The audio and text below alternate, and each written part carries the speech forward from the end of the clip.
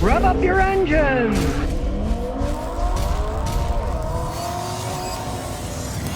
It's a 2014 Impala. It smells like gasoline. Now, it's got over 200,000 miles. It kind of surprises me that it's running as good as it is. Takes very good care of it. He bought it used for 10 grand.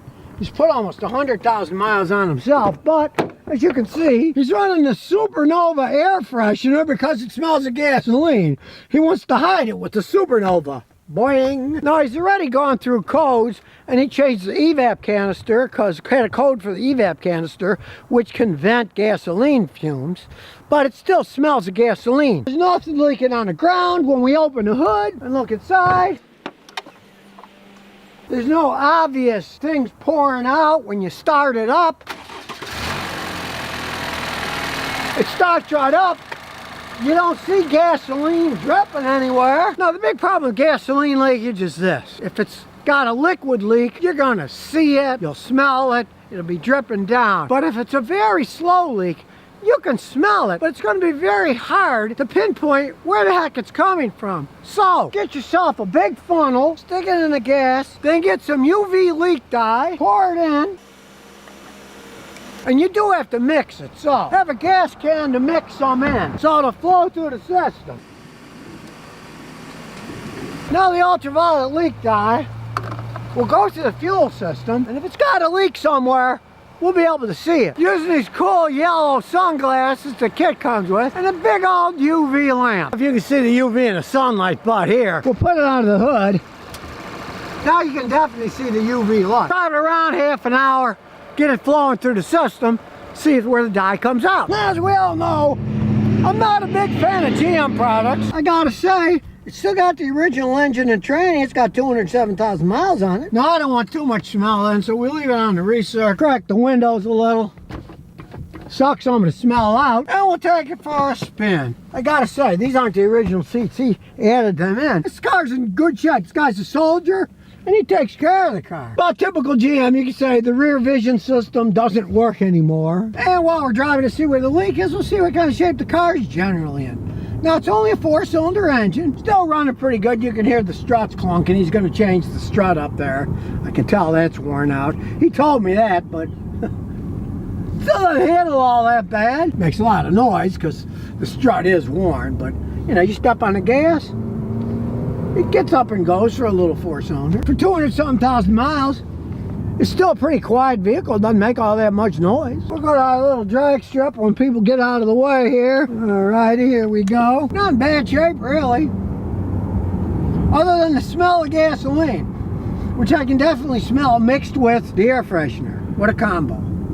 Gasoline air freshener. So, here we go. We'll come to a stop, and let's see what this thing has. Hey, it started spinning the tires. Shifts like a dream. Decent pickup. I can't complain. 207,000 miles, it's still running really well. You get a little noise because I have the windows open. I don't like the smell of the gasoline. Now, this guy really takes care of his cars. He changed the oil regularly. The dealer wanted like 800 bucks to change the water pump. So he bought the water pump and changed himself. Didn't take all that long. About an hour to do. He's really taking care of this car. But the smell's driving him nuts. I rolled the window up and you can see, still a relatively quiet car. 207,000 miles. I don't hear any wheel bearing roaring or anything. I'm kind of amazed that it still works so good when you step on the gas. Not a race car, but it gets up and goes, and it's very smooth power. The strut is worn on the right front. I can feel it in the handling. So I'm not going to push it too hard. But you can see, still idles really smoothly. And as we wait for people to go by, well, he's turning in here, so here we go. CV joints don't clack. I mean, kind of shocks me that it's running as good as it is. This kind of mileage on an Impala. And little baby cows out today. A little cold for them. Track's good. I got my hand off steering wheel. Goes pretty straight. And we'll head on back to see if the dye's going to show us where the gasoline smell is coming from. Now, as we open the hood, we're going to see some strange things. It's got a Chinese engine made in China. What's up with that? Chinese engine in an Impala. Well, actually, the problem is the original valve cover assembly was made out of cheap plastic crap and it leaked and broke, right? So he went out and bought a Chinese aftermarket one and put it on. It's made out of metal, it won't crack like the cheap plastic stuff did. And I do kind of have a suspicion that the gasoline smells because of cheap plastic crap too. Cheap plastic fuel injectors. So I'm gonna get my glasses on, and if UV light, first we're gonna check around the injectors, which are on the back side. Now it's kind of hard to see down there, so I got a more high intensity, smaller UV light that shines in small holes better. Now I didn't see any leaks from the top, so we have to go to the bottom because you really can't see the fuel injector rail unless you're underneath. So I got our jack stand and map. We gotta get relatively high so we can get under there and put a jack stand so we don't get squashed. Now we start looking around. If we look, okay, there's some green glow coming from the top, coming down. Okay, the fuel injector rail is above that. It's coming down from the fuel injector rail. It's plastic up here. You can see the dye's coming down here. Now that we're back outside, top of the car, the 4 fuel injectors are down there. Take all this crap off, and since it's all plastic junk, now in the past I've attempted to fix them and I found all that plastic crack, 200-something thousand miles. You got to replace it all. You can't just say, oh, I'll change the gasket, I'll change this. It generally all comes apart when you start taking it apart. Because there's 4 of them, you got to take the assembly off. Generally everything starts cracking. All plastic, the injectors are inside, they're made out of plastic and metal. Now as you can see, the fuel rail itself is $307 without the injectors, and it's 2.7 hours labor. And realize this is a gasoline direct fuel injection system that operates under extremely high pressure. I personally wouldn't touch this job unless everything was changed. The rail, the seals, the injectors. It would be a small fortune. Now it's not dripping on the ground, it's just kind of evaporating on the top of the engine so you can smell it. Now as you can see in all data, it's a very gigantic pain in the butt replacing this stuff. And as I said, all these plastic parts, you gotta replace them. You can't, I'll take this, I'll try a gasket, oh, maybe I'll try one injector. Once they start leaking, you gotta replace the whole enchilada, all of it. Not a little here, a little there. It'll be a very, very expensive repair. Now, it's over $600 labor to take the whole thing apart. The injectors are about 200 bucks a piece. There's various gaskets. Basically, you're looking at probably well over $2,000. That's why I'm not a fan of the Ecotech GDI fuel injection where you got all this extra pressure. When they get old and this says over 200,000 miles, they start to leak. It is a fortune, an absolute fortune to repair the stupid thing. Fuel pressure varies from 750 pounds per square inch at idle to 2,250 psi at wide open throttle, up to 2,500 pounds per square inch. And of course, there's a lot of plastic crap in there. As time goes on, the plastic gets brittle, then the seals don't seal, it starts seeping. Now it runs perfectly fine. So it ran like a clock, but you can start to smell the gas because it's starting to seep there. Obviously, it's going to cost over $2,000 to fix it correctly, which not too many people are going to spend that on an old car like this. So basically you got an 8-year-old car with planned obsolescence because it's going to cost a fortune to fix this thing due to the use of the plastic parts and the ultra high pressure. And don't think they don't think about it when they build them. So you got a good running car, but of course he's smelling the gasoline inside. It's not particularly safe to drive because eventually it will start leaking all over the place, right? That's the problem with these planned obsolescence crappy systems. Put a bunch of plastic crap, 2,500 pounds per square inch pressure, they start leaking, you start shelling out money to fix something that, if it was saying my Toyota, one, their injectors hardly ever leak, but this injector system's only like 55 psi pressure, hardly any. That's one of the reasons they don't leak. The more pressure you put in them as they age, of course they're gonna leak more. No more guessing that, oh, could it be this, could it be that? He changed the evap canister and it still smelled. That wasn't the problem. The problem is the high pressure fuel system is leaking and it costs so much money. But at the same time, I would not, and I mean would not, attempt to fix it half-assedly by, oh, well, maybe this gasket's wrong, maybe that gasket's wrong. No, you're dealing with all that immense pressure.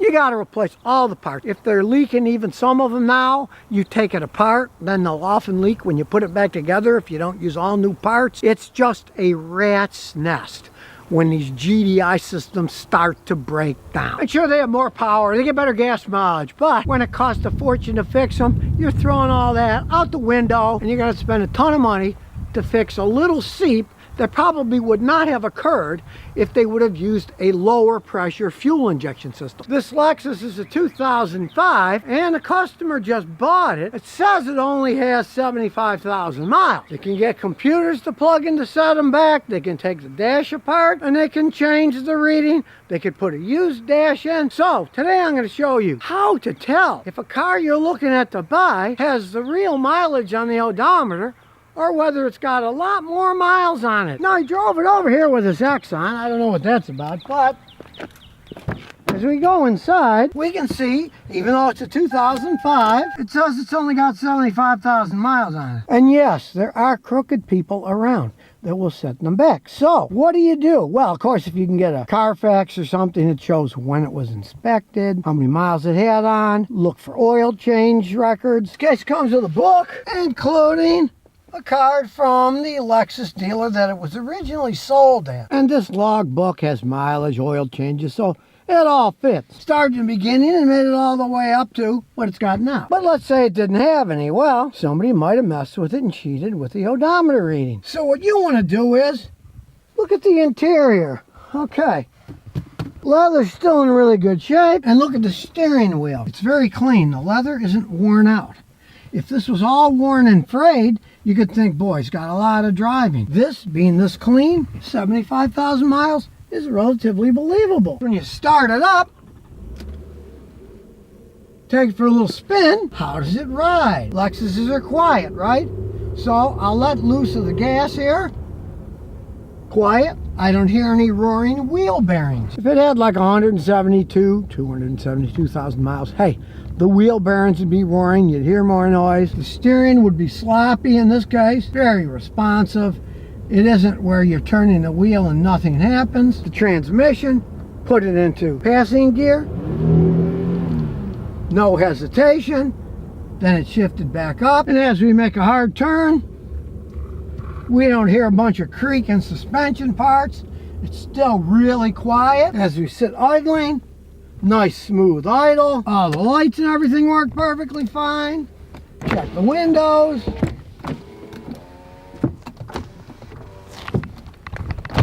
They all work fine. And of course, we'll plug our scan tool in. This is going to give us all kinds of information. This is going to get the mileage, the ES330. While it's running through everything, hey, we'll just take a general look around. The dash is in good shape. Now you can see the little airbag thing is wallowing out a little, and that's typical from the age.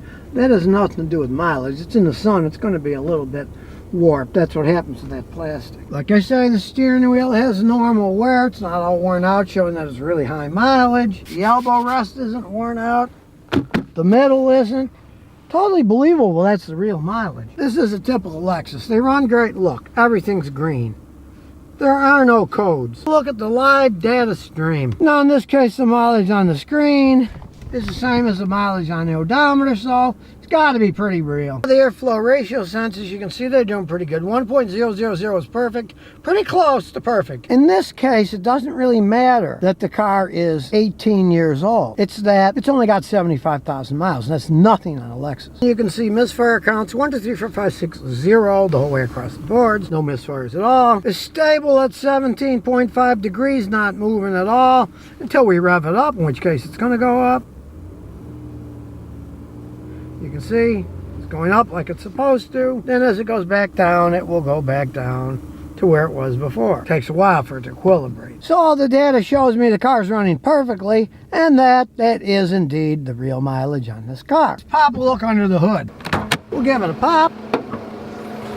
Smooth running engine. Just realized this particular engine has one downfall. It is an ES330, so it has a rubber timing belt. Unlike just about every Toyota that's ever been made, you can see this one has been changed. And it was changed at 63,000 miles. Not too long ago, 75 now, so he doesn't have to worry about it. Now, I find that interesting because some other mechanic gave him a list of things he needed to do including the timing belt and the water pump. This baby was just changed a little time ago, so the guy was ripping them off. He doesn't need to change it. It was changed recently. Always check things out before you pay money for anything. Guys are always trying to sell you stuff. Doesn't need it. It was done like 13,000 miles ago, and they're good for usually 100,000. All the systems are green. The ABS is green, so that's going to be working okay. It doesn't overheat. There's no obvious signs of wrecks. Okay, let's see. We got a little over 2 fingers on the left front. What do we have here? Same thing, a little over 2 fingers. Car hasn't been wrecked in the front. Anything obvious anyways. In the back, again, this is 2 fingers. And we'll go to the other side. And the other side is 2 fingers. So, it hasn't been all squashed in. And all the seams line up. Yeah, at some point in time, somebody's hit this and they've wrecked the paint, but it didn't break anything. That's just paint. It can be resprayed. You can get that painted over. But since that's been hit or painted before anyways, let's look in the trunk for possible wreck damage. We'll look inside. Looks pretty clean here. Let's look under here. Whistle clean, no smashes. This is how they build them. That's not repair. They're built that way so they don't leak. Got a nice spare too with an actual rim, not a fake one, the same fancy rim. They used to make these cars really well. You can see, made in Japan. So let's close the hood, take it for a serious drive. That's an old car, since old school. It's got a 6-disc CD changer. No backup camera, but I got the stupid marking off, got in the way. Down the road we go. They handle quite well. Combination of smoothness and decent handling. Even though this one still has the original struts on it, just like my wife's, hers still has the original struts on it too. And it's a Lexus, so let's check out the anti-lock brakes. Yep. They don't lock up. No arguing that. They still work perfectly fine. Take it to our little drag strip. Nobody one way, nobody the other. That's good. But today there's somebody behind us, so we will get over to the side so we won't get in their way. And now they've passed us in a Toyota. Toyota products everywhere. Coming to our little drag strip, so nobody's behind us. And here we go. Woo-wee, that baby still peels out. You can cruise all day long in these things. You don't get tired driving around. Looks like he got a good deal with a real 75,000 miles on the odometer. You might be surprised, but there's quite a few of these out here because there's a lot of elderly people that drive these comfortable cars. They don't put that many miles on it, and that's what he got. He got an elderly person's car who had traded it in. Strangely enough, at a Subaru dealership. Suspension's good. It doesn't pull one way or the other. Hey, I mean, this is a good car. Now, the reason he bought this, strangely enough, was he said he was looking at Camrys and Avalons, but being Toyotas, they have the image of they can last forever. They wanted a ton of money for one with really high mileage on it. And still today, some people think Lexus is a luxury car. It's going to cost a fortune to repair. Now, yes, if you have the V8 Lexuses, they can be very expensive to repair. But these 6s, they don't break down all that much. And they are not expensive to repair compared to the V8 Lexuses at all. You got to really get specific when you're talking about car repair. For example, I'd get a brake master cylinder for this thing for like 160 bucks. If it was a V8, it might cost 1,800 bucks for the whole modular assembly. 6s don't have all that complex crap that they put on their luxury 8s. It's got a killer sound system. There's speakers everywhere. Well, we are in Tennessee, so do you expect to have country and western playing on the speakers? That's only to be expected here. Outlaw feel, outlaw music. And we get on the twisties. This thing is still fun to drive. Hey, they knew what they were doing when they made these things. Plus, they don't have the complexity of a modern one. This is a basic, naturally aspirated V6 engine with a very dependable automatic transmission.